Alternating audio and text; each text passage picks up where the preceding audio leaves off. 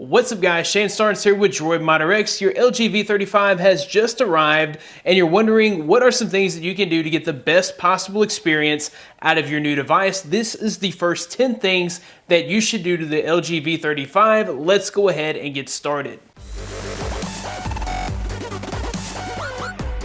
This video is sponsored by fameproject.org. Are you thinking of how you can earn money this World Cup? Do you ever wish you could predict more than just the outcome of the game? With Fame Project, you get to use your predictive abilities to earn real money on the outcome of World Cup events like who will win the Golden Glove and Golden Boot, which countries will get the most yellow cards, and score the most goals. Sign up with fameproject.org for a free $10 trading credit and a 25% funding transfer bonus when you start trading today.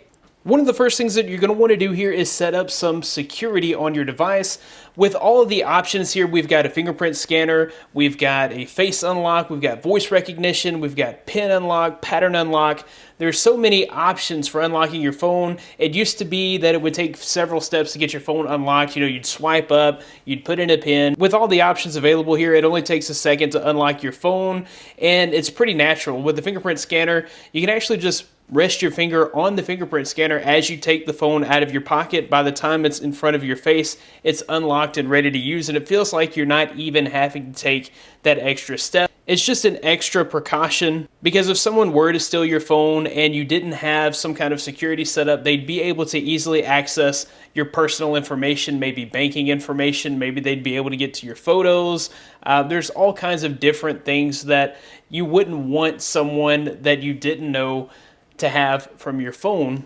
The security that I use most on my phone happens to be the fingerprint scanner because I just find it the most natural and easy to use. The way that we're going to set that up is go into our settings, you go into general and lock screen and security, and then go down to fingerprints.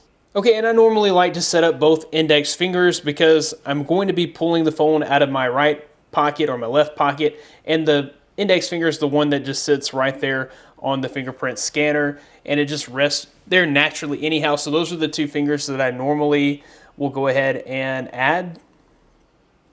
So to add that, you'll just click the add button and then just rest your fingerprint on the scanner, making sure to get all sides. And the way that works is we'll just lock the screen and I'll rest my fingerprint there and it unlocks it quick and easy. So one thing that I thought was really neat here is that you can also lock down your content. So if you choose this, it's going to lock down your gallery and your quick memo plus. So if you don't want someone to be able to just get into your picture gallery, say someone asked to borrow your phone to make a call, you hand it over, they won't be able to just go into your gallery. Even though the phone's unlocked, they're able to make the call. They won't be able to see your photos as long as you have the content lock turned on. So that's just a nice added bonus. If we go back, you have several other things that you can set up here in your lock screen. Face recognition, of course, if you turn the phone off and turn it back on, it allows you to unlock the phone with your face. It's another quick and simple, easy method for unlocking your phone that doesn't require you to put in a pin or a pattern, and it doesn't feel like an extra step as you're just looking at the phone. We'll try to do a face unlock real quick. And you guys can see it works super fast. Okay, and then the last security measure you can take is to allow voice recognition. And the way this works is you can say a hot word that you've set up to actually wake up and unlock your phone. This is great for those times whenever you have your phone laying on a desk. You can't access the fingerprint scanner and you probably don't want to lean over your desk and try to have your face be recognized. So instead, you can allow for voice recognition. Wake up, LG. And as you guys can see, that unlocks the phone, and it just is kind of an easier method of unlocking your phone while the phone is laying down on a desk. While we're in the lock screen settings, you may want to consider turning on smart lock. The way you would do that is going to secure lock settings and smart lock. So as you can see here, this allows you to set up trusted areas so that way you don't have to constantly worry about unlocking your phone. That could be when it has on body detection, so it will keep your device unlocked while it is on your person. Trusted places, so if you're at work or if you're at home, or if you happen to be at a place where you know that there's no one that's going to hack into your device, you can turn on trusted places. Trusted devices just allows your phone to stay unlocked as long as it's paired to a Bluetooth device, say your car stereo or maybe a smartwatch. And then they have voice match. I'm not really sure. Maybe you trust that one, but that one allows you to set up a trusted voice and your phone would stay unlocked as long as that voice is around. Next up, you want to go ahead and set up your home screen. As you can see out of the box, the home screen does not come with an app drawer. Essentially, if you continue to install applications, they're just going to land on your home screen. Yes, you can organize them with app folders, but eventually it can get a bit overwhelming as they just continue to stack on top of one another on your home screen. To get a little more organization, you can press and hold the home screen here, and then go into your home screen settings and select a home.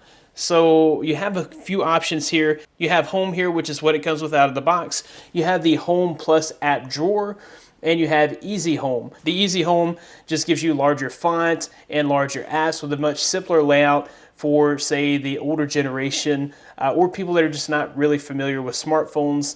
If you want to add the app drawer, just go to the home and app drawer and select OK. And you'll see that it will add your app drawer right there so that you can quickly and easily get to your applications that are set up on your phone. While we're setting up the home screen here, if you swipe to the left, you're going to get the Google feed. It's going to give you articles that you are likely to be interested in here. FSU is my favorite college football team, and so here I have some FSU stories here. As you guys know, I love technology, so I always find tech news right here in the Google feed. You're also going to get some information here that is pertinent to you, some notifications. You may even see weather updates for your current location pop up in this feed here, and you'll even see some information on like traveling. So if you're going home from work, you can scroll over here and it's going to give you traffic information and traffic updates. If you're not into the Google feed, you can change that. We'll go into our home screen settings, and we will go to the left home screen. You do have a smart bulletin here. This is just kind of a more generic version here by LG, and it's not going to give you a ton of information. I don't see any article feed here, but what we do have is easy access to LG Health Calendar and your music settings. Personally, I prefer the Google feed, so I'm going to just swap back to the Google feed. Next up, you'll want to uninstall the bloatware. This is just going to free up some space. This phone is only available on AT&T, so you'll see all kinds of bloatware here. I've got AT&T bloat.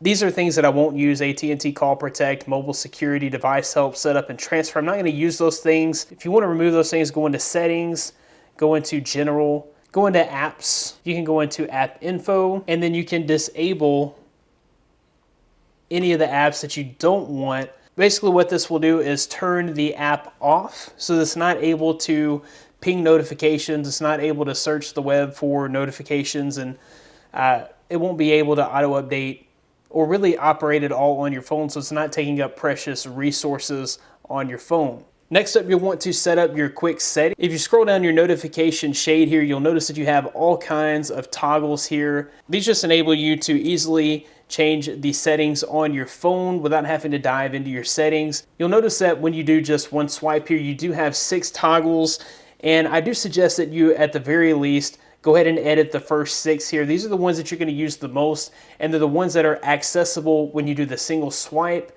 And so what I normally use here, I use a lot of the flashlight. So just click edit, and then you can move these around and just kind of go with the ones that you're going to use the most here and arrange them in that order. I don't really use a whole lot of the Capture Plus. I'm not going to use a lot of Wi-Fi calling. I probably will use airplane mode. We'll go ahead and put our Bluetooth toggle up top. The mobile hotspot, I actually use that quite a bit, so we'll put it up top.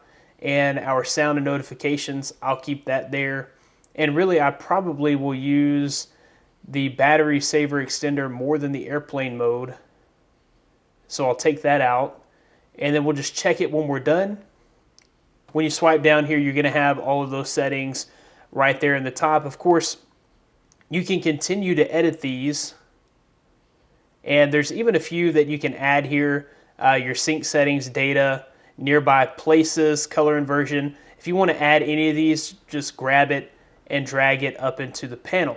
The next thing you'll want to do is just familiarize yourself with the camera. The LG V35 does come with this dual camera here. You have a really great standard lens and also a wide angle lens. And this is one of the top selling features of this phone. It's one of the reasons you would buy an LG V35. So you're going to want to definitely become familiar with the camera and their settings. So the easiest way to launch into the camera is to double tap the volume down button, and that's going to launch your camera. So right off the bat here, you can choose the size of the photos here if you want a 4:3 photo or an 18:9 photo to fit the screen. There is a difference here. The 18:9 photos are 11 megapixels and the 4:3 are 16 megapixels. So you may want to just stick with the standard 4:3. It may not fit your screen completely, but it's going to be a higher quality photo. All right, and then over here to the side, you're going to see a couple of modes here. You've got your wide angle lens mode and your standard lens. And as you guys can see here, it's going to allow you to really pick up a lot more of your surroundings with that wide angle lens. The other way that you can adjust that is by holding the shutter button. And you'll see as it kind of zooms in and then back out. And you can see over there to the side that it's also changing between your wide angle and your standard angle lens. So you'll probably want to go into your settings and change your video resolution. It comes standard at 1080p at 16:9, but you may want to up the resolution to UHD, so 4K. That's going to make your file sizes super large. Maybe you just want to step it up to 1080p at 60 frames per second. You can make that change there as well. You can also change the resolution very easily of your photos just by clicking on the photo resolution button. And then there are several other settings. You're going to want to make sure to keep the HDR on auto. That's going to definitely improve the image quality of the photos that you take. And then if you click this button here, it says mode. You have several different modes here that you can take. There is a slow-mo mode here. There's a manual mode here that's going to allow you to do things like change your ISO. It's going to allow you to change your white balance and even your aperture, which is just going to allow you to take much better quality photos. Once you're familiar with your camera, you may want to go ahead and set up the display. So we'll jump back into our settings. We'll go into our display. There are a couple of things that I want to change here. First of all, you'll probably want to go ahead and enable the always on display. The amount of power used by the always on display is not really going to make a huge difference in the overall battery life or the battery performance on your day-to-day use of the phone. So I always suggest go ahead and sacrifice that 1% of battery per day to turn on the always on display. And what that gets you here is it's going to get you your current time, your current date, and your battery percentage. That's right off the bat. There are several different things that we can change here about the always on display. So we'll click on that and you can see here that there's several different themes for the always on display. You've got digital clock, analog clock, dual clock, signature. You can have the full calendar, or you can just put a custom image on your always on display. There's also a daily timeout here. This allows you to automatically turn off your always on display at a certain time of the day. So say you go to sleep at about 10 o'clock every night and the always on display is just too bright. It kind of lights up the room and you want to get rid of it. You can set that up here. For me, 12 a.m. to 6 a.m. is actually a pretty good setting, and that's what I will go with. And then you also have brighter display. So if the current brightness here is not bright enough, you can turn on a brighter display. They're saying that that may also decrease your battery life, but you can see it makes a huge difference in the brightness of that always on display. You'll be able to see this outdoors a little bit better than you would with the standard brightness. You'll also want to go ahead and set up the comfort view. This allows you to reduce eye strain. This is basically a blue light filter.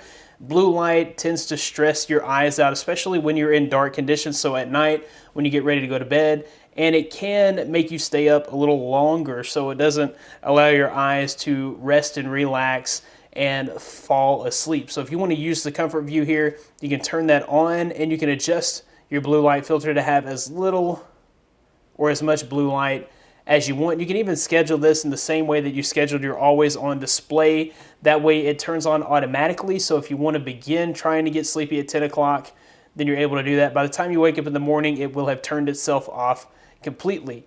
Earlier V-series devices from LG, the V10, the V20, included a secondary display. The secondary display allowed for easy access to different toggles, different settings toggles. It It allowed easy access to your music player and the most used applications on your phone. The second screen is no longer there, but you do have the floating bar. In order to set up the floating bar, we'll go into our settings, we'll go into general and down to the floating bar. And there's all kinds of things that you can set up here. We'll go ahead and turn that on and you'll see that it appears right there to the right of the screen. We'll go into our settings here. You can choose the shortcuts that you want to show up right there.